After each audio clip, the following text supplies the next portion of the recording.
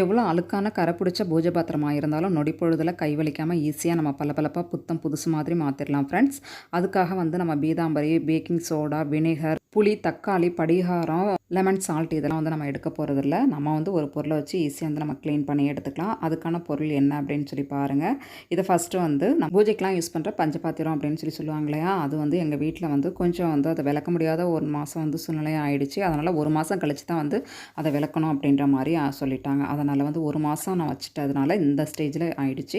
நல்லா பாசி பிடிச்ச மாதிரி நல்லா அழுத்தி அப்படியே ஒட்டி அதை க்ளீன் பண்ண முடியாத அளவுக்கு ஆயிடுச்சு. அதுக்காக நான் ஒரு லெமன் எடுத்திருக்கேன். இது கூட நல்லா கல்லுப்பு நான் சேர்த்துருக்கேன். கல்லுப்பு சேர்த்து நல்லா அமுக்கி விட்டுருங்க. இந்த மாதிரி அமுக்கி விட்டிங்க அப்படின்னா நம்ம க்ளீன் பண்ணுறது கொஞ்சம் ஈஸியாக இருக்கும்.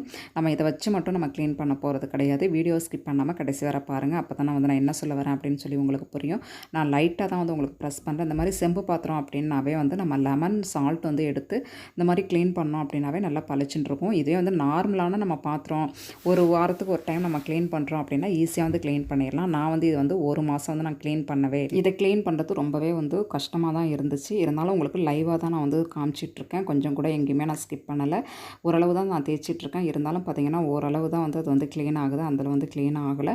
இதை நம்ம எப்படி நல்லா பளிச்சுன்னு புத்தம் புதுசு மாதிரி ஆக்குறோம் அப்படிங்கிற டிப்ஸ் தான் நான் சொல்லியிருக்கேன். வீடியோ ஸ்கிப் பண்ணாமல் கடைசி வர பாருங்கள். ஃப்ரெண்ட்ஸ், நம்ம சேனலை நீங்கள் இன்னும் சப்ஸ்கிரைப் பண்ணாமல் பார்த்துட்டிங்கன்னா ப்ளீஸ் மறக்காமல் நம்ம சேனலுக்கு ஒரு லைக் பண்ணிவிட்டு சப்ஸ்கிரைப் பண்ணி வச்சுக்கோங்க. அப்போ தான் இந்த மாதிரி நான் யூஸ்ஃபுல்லாக ஏதாவது வீடியோஸ் போட்டேன் அப்படின்னா உங்களோட மொபைலுக்கும் நோட்டிஃபிகேஷனாக சேரும்.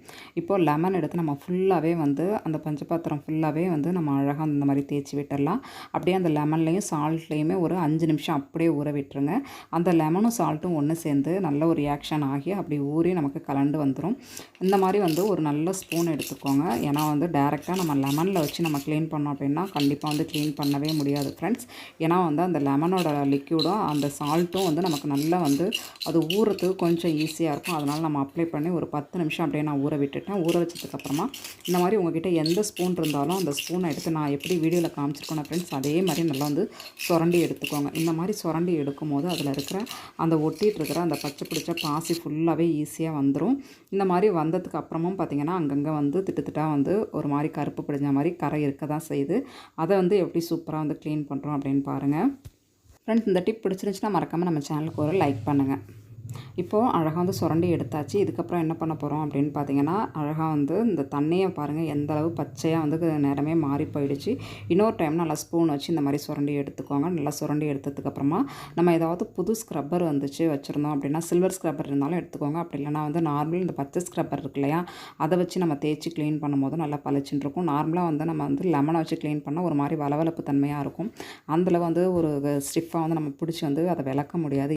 அதனால் புதுசாக பச்சை ஸ்க்ரப்பர் இருந்துச்சு அப்படின்னா எடுத்துக்கோங்க. அப்படியே இல்லை அப்படின்னா நார்மலாக நம்ம தேங்காய் நார்லாம் யூஸ் பண்ணோம் இல்லையா, அந்த நார் கூட நம்ம இந்த லெமனை புழிஞ்சிட்டு கொஞ்சம் அதில் உப்பு வச்சு நம்ம அந்த மாதிரி விளக்கும் போது நல்லா பளிச்சு நல்லா பளபளப்பாக இருக்கும். பாருங்கள் ஃப்ரெண்ட்ஸ், அந்த தண்ணியோட நிறமே நல்லா பச்சை கலராக மாறி போயிடுச்சு. இப்போ நம்ம அடியில் இருக்கிற பாத்திரத்தை விளக்கி நல்லா க்ளீன் பண்ணி எடுத்தாச்சு. இதுக்கப்புறமா நம்ம அந்த ஸ்பூனையும் நம்ம க்ளீன் பண்ணி எடுத்துக்கலாம். நான் ஸ்பூனையும் உங்ககிட்ட காமிக்கிறேன் பாருங்கள் ஃப்ரெண்ட்ஸ். பாருங்கள் எந்தளவு சூப்பராக க்ளீன் பண்ணி எடுத்தாச்சு. இப்போ இருந்த பஞ்ச பாத்திரத்தை நம்ம இந்த மாதிரி க்ளீன் பண்ணி எடுத்துருக்கோம். சூப்பராக இருக்குது பாருங்கள். இப்போ அடுத்தது நம்ம ஸ்பூனையும் க்ளீன் பண்ணி எடுத்துக்கலாம். ஸ்பூனுக்கும் பார்த்திங்கன்னா அதே மெத்தட் தான் நம்ம யூஸ் பண்ண போகிறோம். ஏன்னா ஸ்பூன் கொஞ்சம் அந்த சென்டரில் ஒரு மாதிரி நமக்கு ஹோல் மாதிரி இருக்கும் பின் சைடில். அதில் நிறைய கரை பிடிச்சி போய் அதை விளக்கிறதுக்கே ரொம்பவே கஷ்டமாக இருக்க மாதிரி இருக்கும். அதே ப்ராசஸ் தான் நம்ம கொஞ்சமாக லெமன் சால்ட் வச்சு இந்த மாதிரி நல்லா தேய்ச்சி ஒரு 10 நிமிஷம் ஊற வச்சு விட்டுருங்க. அதுக்கப்புறமா அந்த மாதிரி ஸ்பூன் வச்சு அழகாக அதோட இடுக்குகள் எல்லாமே இந்த மாதிரி நம்ம சுரண்டி எடுக்கும் போது அதில் இருக்கிற அந்த கரை ஃபுல்லாகவே போய் நமக்கு நல்லா பளிச்சுன்னு நல்லா பளபளப்பாக புத்தம் புதுசு மாதிரி இருக்கும். கண்டிப்பாக ட்ரை பண்ணி பாருங்கள் ஃப்ரெண்ட்ஸ். உங்கள் வீடுகளில் அந்த மாதிரி இருந்துச்சு, ரொம்ப விளக்க முடியாத கஷ்டமாக இருக்குது அப்படின்னு நினச்சி ஃபீல் பண்ணிங்க அப்படின்னா இந்த மாதிரி ஒரு டைம் ட்ரை பண்ணி பாருங்கள். ரொம்பவே யூஸ்ஃபுல்லாக இருக்கும். நம்ம செம்பு பாத்திரம் நம்ம கழுவுறோம் அப்படின்னாவே லெமன் சால்ட் ரெண்டுத்தையும் வச்சு நம்ம யூஸ் பண்ணோம் அப்படின்னா நல்ல ஒரு சூப்பரான எஃபெக்டிவாக இருக்கும். ஃப்ரெண்ட்ஸ், நம்ம விளக்கி க்ளீன் பண்ணுறதுக்கு முன்னாடி எந்த ஸ்டேஜில் இருந்துச்சு, நம்ம சுத்தம் பண்ணதுக்கு அப்புறமா எந்த ஸ்டேஜில் இருக்குது அப்படின்னு சொல்லி நீங்களே பாருங்கள் ஃப்ரெண்ட்ஸ். எந்தளவு சூப்பராக நல்லா புத்தம் புதுசு மாதிரி பளபளப்பாக இருக்குது. கண்டிப்பாக ட்ரை பண்ணி பாருங்கள். இந்த டிப் பிடிச்சிருந்துச்சு அப்படின்னா மறக்காமல் நம்ம சேனலுக்கு ஒரு லைக் பண்ணுங்கள். அடுத்த வருஷமே சம்மர் அப்படின்னாவே நம்ம புளி வாங்கி அதை வந்து ஸ்டோர் பண்ணி வச்சுருவோம். நம்மளுக்கு ஒரு வருஷத்துக்கு அளவுக்கு எந்த அளவு புளி வேணுமோ அதுக்கு தகுந்த மாதிரி நம்ம வந்து புளி வாங்கி ஸ்டோர் பண்ணிடுவோம். சில பேர் வந்து மாதம் மாதம் வாங்குறதும் பழக்கம். ஆனால் நான் பார்த்திங்கன்னா ஒரு வருஷத்துக்கு நான் வந்து புளி வாங்கி வச்சுருக்கேன். 12 மாதம் எனக்கு வந்து பார்த்திங்கன்னா ஒரு 10 கிலோ வாங்கினேன் அப்படின்னாவே பார்த்திங்கன்னா ஒரு 12 மாதத்துக்கு எனக்கு தாராளமாக வரும். நான் அப்படியே வந்து கொட்டெல்லாம் எடுத்துகிட்டு சாக்கில் அப்படியே வந்து எனக்கு கொடுத்து அனுப்பியிருக்காங்க. 10 கிலோ அப்படின்னா 1 மணி அப்படின்னு சொல்லுவாங்க. இப்படியே நம்ம வந்து ஸ்டோர் பண்ணி வைக்க முடியாது. பாருங்கள், அது ஒரு மாதிரி வந்து அடைஞ்ச மாதிரி இருக்குது பாருங்கள். ஒன்றோட ஒன்று நல்லா ஒட்டி போய் கையில் எடுக்கிறதுக்கே பார்த்திங்கன்னா ஒரு மாதிரி பிசு பிசுன்னு இருக்கிற மாதிரி இருக்குது. இது அப்படியே நம்ம ஸ்டோர் பண்ணோம் அப்படின்னா இது வந்து புளி வந்து சீக்கிரமாக கருத்து போய் வீணாக வண்டு பூச்சி புழு இதெல்லாம் வந்து வச்சிரும். அப்புறம் நம்ம இந்த அளவு புளி வாங்கி வந்து அப்படியே வேஸ்ட்டாக போயிடும். அதை சூப்பராக வந்து நம்ம எப்படி வந்து சேவ் பண்ணுறது அப்படிங்கிற ஒரு சின்ன டிப் தான். நான் பார்த்திங்கன்னா வெயிலில் நல்லா தனித்தனியாக வந்து புளி அந்த மாதிரி ஒரு ஷீட்டில் நான் வந்து காய வச்சுருக்கேன். இந்த மாதிரி நம்ம தனித்தனியாக காய வைக்கும் போது பார்த்திங்கன்னா நம்ம எடுத்து ஸ்டோர் பண்ணுறதுக்கு ஈஸியாக இருக்கும். புளியில் வண்டு பூச்சி புழு இதெல்லாம் வைக்காமல் இருக்கிறதுக்கு நம்ம இந்த மாதிரி வந்து ஒரு நாள் ஃபுல்லாக நல்ல வெயிலில் வந்து நம்ம காய வைக்கணும்.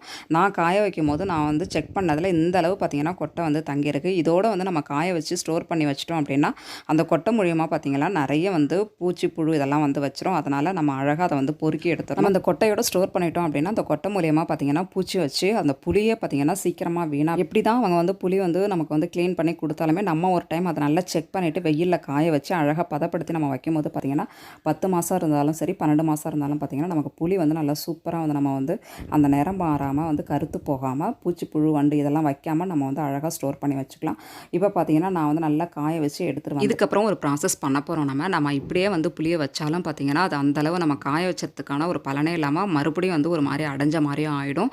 அதை வந்து என்ன பண்ணுறோம் அப்படின்னு சொல்லிட்டு பாருங்கள். இதுலேயும் வந்து நம்ம பார்த்து வைக்கும் போது நல்லா செக் பண்ணி தான் வைக்கணும். 1-2 கொட்டை கூட வந்து அது வந்து அப்படியே வந்து தங்கிரும். அதுலேயும் பார்த்திங்கன்னா ஒரு கொட்டை வந்து மிஸ் ஆகிருக்கு பாருங்கள். நான் எடுத்துட்டேன். அதுக்கப்புறம் என்ன பண்ண போகிறோம் அப்படின்னு பார்த்திங்கன்னா இந்த மாதிரி வந்து நல்லெண்ணெய் தான் நான் எடுத்திருக்கேன். நல்லெண்ணெய் வந்து கொஞ்சமாக வந்து கையில் இந்த மாதிரி அப்ளை பண்ணிவிட்டு நம்ம வந்து ஒவ்வொரு உருண்டையாக அதை வந்து உருட்ட போகிறோம். நம்ம குழம்புக்கு வந்து எந்த அளவு நம்ம வந்து புளி தேவைப்படுமோ அந்த அளவுக்கு வந்து நம்ம எடுத்துக்கலாம். கொஞ்சம் பெரிய உருண்டையாக இருந்தாலும் பிரச்சனை இல்லை. அந்த ஒரு உருண்டையும் பார்த்திங்கன்னா நம்ம 2 வந்து பிரித்து வந்து குழம்புக்கு யூஸ் பண்ணிக்கலாம். மீன் குழம்பு அந்த மாதிரி வைக்கும்போது பார்த்திங்கன்னா ஒரு உருண்டையை நம்ம யூஸ் பண்ணிக்கலாம்.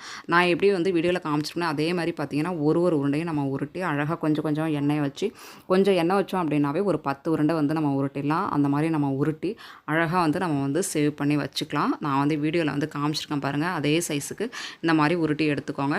உருட்டி எடுத்ததுக்கப்புறமா இந்த மாதிரி பிளாஸ்டிக் கவரில் நம்ம ட்ரெஸ்ஸு வாங்கணும் அப்படின்னா இந்த மாதிரி பிளாஸ்டிக் கவர் வந்து நமக்கு கிடைக்கும். அந்த கவரை வந்து தூக்கி போடாமல் இந்த மாதிரி விஷயங்களுக்கெல்லாம் நம்ம சேவ் பண்ணி பயன்படுத்திக்கும் போது ரொம்பவே யூஸ்ஃபுல்லாக இருக்கும். இந்த மாதிரி கவரை பார்த்திங்கன்னா நான் எப்போதுமே வருஷம் நல்லா பெரிய கவராக எனக்கு கிடைக்கும். இந்த வருஷம் வந்து எனக்கு இந்த மாதிரி வந்து சின்ன கவராக தான் கிடச்சிச்சு. சின்ன கவராக இருந்தாலுமே ஒரு 4 கவர் வந்து எனக்கு கிடச்சிச்சு. இதில் வந்து ஒரு 2 கவராக தான் நான் வந்து யூஸ் பண்ணிக்க போகிறேன். பார்த்திங்கன்னா நான் எப்படி வந்து வீடியோவில் காமிச்சிருக்கேன் அதே மாதிரி புளியை நல்லா உருட்டி இந்த மாதிரி வந்து ஒரு கவரில் வச்சுக்கோங்க. நான் ஃபுல்லாக உருட்டினதுக்கு அப்புறமா நான் காமிக்கிறேன்.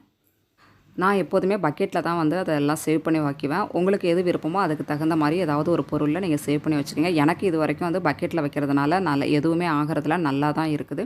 அதனால் நான் அந்த மாதிரி வந்து பக்கெட்டில் எடுத்துருக்கேன். பாருங்கள், எல்லா புளியும் வந்து அந்த ஒரு கவரில் வச்சுட்டேன். இன்னொரு கவர்லேயும் பார்த்திங்கன்னா இந்த மாதிரி வந்து நான் ஃபுல்லாக வந்து அந்த புளியை உருட்டி நல்லா வந்து கவர் ஃபுல்லாகவே எடுத்துக்கிறேன். நான் இன்றைக்கி 2 பக்கெட் தான் எடுத்திருக்கேன். ஒரு பெரிய பக்கெட் ஒரு சின்ன பக்கெட் எடுத்திருக்கேன். 10 கிலோ புளியும் பார்த்திங்கன்னா இந்த 2 பக்கெட்லேயே எனக்கு வந்து அழகாக அடங்கிரும். நம்ம அப்படியே வந்து அதை அடைச்சி வைக்கும் போது தான் பக்கெட் வந்து பத்தாத போயிடும். இந்த மாதிரி வந்து புளியை வந்து உருண்டை போட்டு வைக்கும் போது பார்த்திங்கன்னா அந்த பக்கெட் ஃபுல்லாகவே நம்ம சூப்பராக வந்து எடுத்துக்கலாம். பாருங்கள், நான் எப்படி வந்து வீடியோவில் காமிக்கிறேனோ அதே மாதிரி வைங்க. அழகாக பார்த்திங்கன்னா இந்த மாதிரி ஒரு உருண்டையும் நம்ம சூப்பராக ஒவ்வொரு குழம்புக்கும் எடுத்துக்கலாம். நம்ம ஒரே தடவையாக அப்படியே காய வச்சு அடைச்சி வச்சிட்டோம் அப்படின்னா எடுக்கிறதுக்கு ரொம்பவே சிரமமாக இருக்கும். பாருங்கள், நான் வீடியோவில் எடுத்து காமிக்கிறேன் பாருங்கள். நம்ம எப்படி தான் வந்து அதை நல்லா அழுத்தி வச்சாலுமே ஒரு உருண்டையை நம்ம எடுக்கும்போது சூப்பராக நமக்கு கையில் வெளியில் வந்துடும். இந்த மாதிரி சேவ் பண்ணி வைக்கிறதுனால பார்த்தீங்கன்னா புழு பூச்சி வண்டு எதுவுமே இருக்காது. ஓகே ஃப்ரெண்ட்ஸ், ஓரளவு எல்லா டிப்ஸுமே உங்களுக்கு யூஸ்ஃபுல்லாக இருந்திருக்கும்னு நினைக்கிறேன். யூஸ்ஃபுல்லாக இருந்துச்சுன்னா மறக்காமல் லைக் பண்ணிவிட்டு சப்ஸ்கிரைப் பண்ணுங்கள். தேங்க்யூ.